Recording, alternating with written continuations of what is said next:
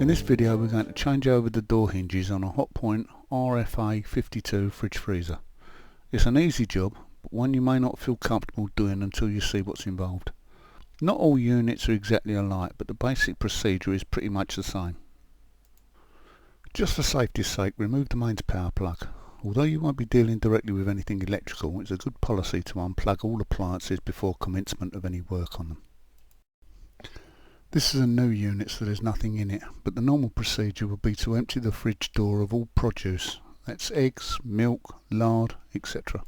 You can leave the contents of the fridge and freezer in place, but if you have any loose liquid in the fridge, then take it out. By loose I mean anything that's in a bowl or jug that could spill out, because we now need to tilt the unit backwards. If possible, rest it on a wall or get someone to hold it while you work on the lower hinge. Close both doors and start by unbolting the bottom hinge plate. There are 3 bolts on this plate. 2 are exposed, as you can see, but the third is inside the front foot.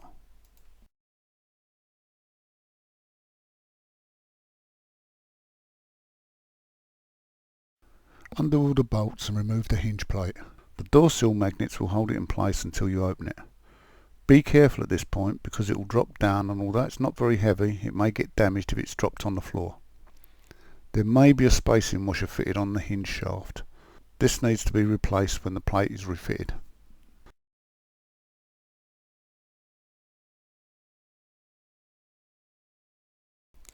The centre hinge acts as a top hinge for the freezer door and a bottom hinge for the fridge door. Remove the 2 screws that hold it on, but be careful with the fridge door, it could drop down if not held.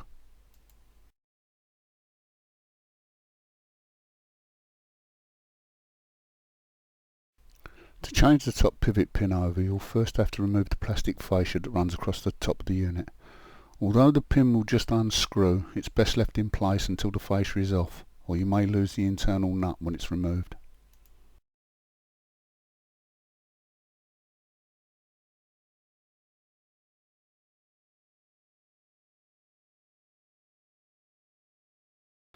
Take out the 2 screws and bend the fascia backwards. It's held on by wedge grips at either end of it, so you may have to tug it a bit. The upper section is hooked into the top of the unit, so you can't just pull it straight out, it has to be tilted up and back.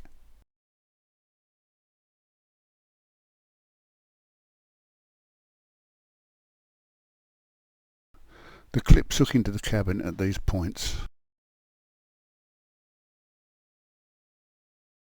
and the 3 clips on top of the fascia are here.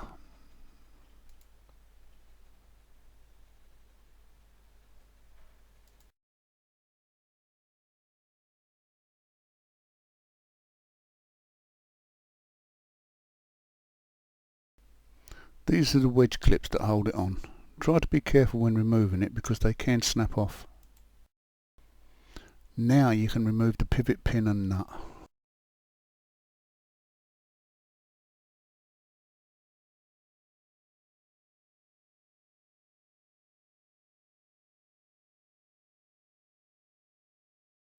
Replace the nut on the other side and refit the pin.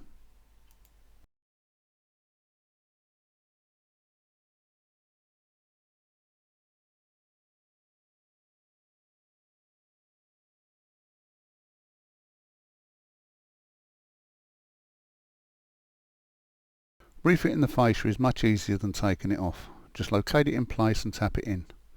Make sure the upper edge is located into the holes on top of the unit and refit the 2 screws.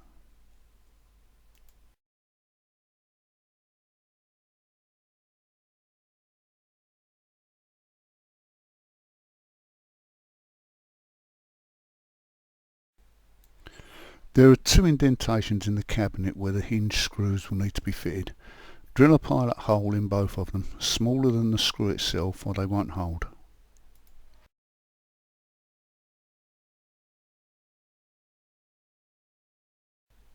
Remove the outside screw and refit it on the other side. Screw the 2 hinge bracket screws in without the hinge in place first, just to cut a thread, or it will be even harder screwing them in with the door in place. Use a knife or a thin bladed screwdriver to prise up the nylon bush in the top of the fridge door and swap it over to the hole in the opposite corner. Because this is the top edge of the top door, there's no need for a blanking plug in this hole. Turn the door over and swap the pivot bush with the blanking plug. This bush may be in tight, but it will come out if you prise it up. Don't try twisting it with a pair of pliers because there's a notch on it that prevents it from turning once inserted.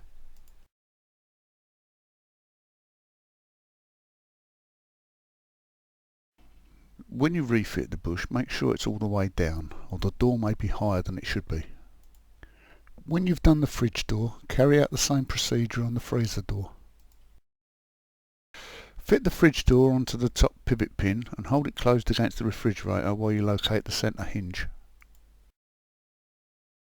The magnetic seal around the door should take most of its weight while you fit the screws, and if you tapped out the threads earlier, then they should now go in easy.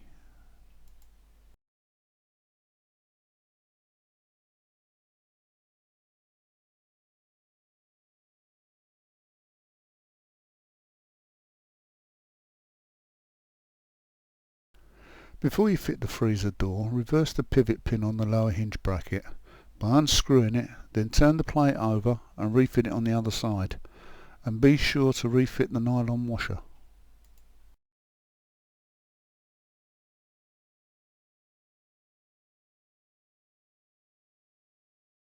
As for the centre hinge, you may wish to tap the holes for the hinge plate screws before actually fitting them, because although you will be screwing into foam insulation, the holes in the metal should already be there, you will need to put some pressure on the screw to get them started. Remove the screw-in foot and fit it on the other side. Slot the freezer door onto the underside of the hinge and close it. There are more magnetic strips on the freezer door, so it will stay put while you fit the lower hinge bracket.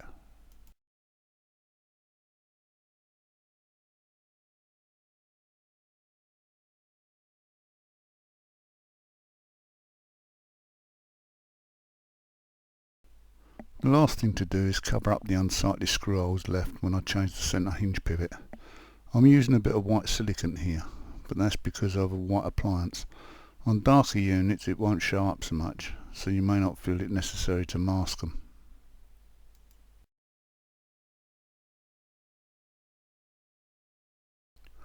On behalf of Selfix UK, we'd like to thank you for watching this video and hope you found it interesting. Goodbye.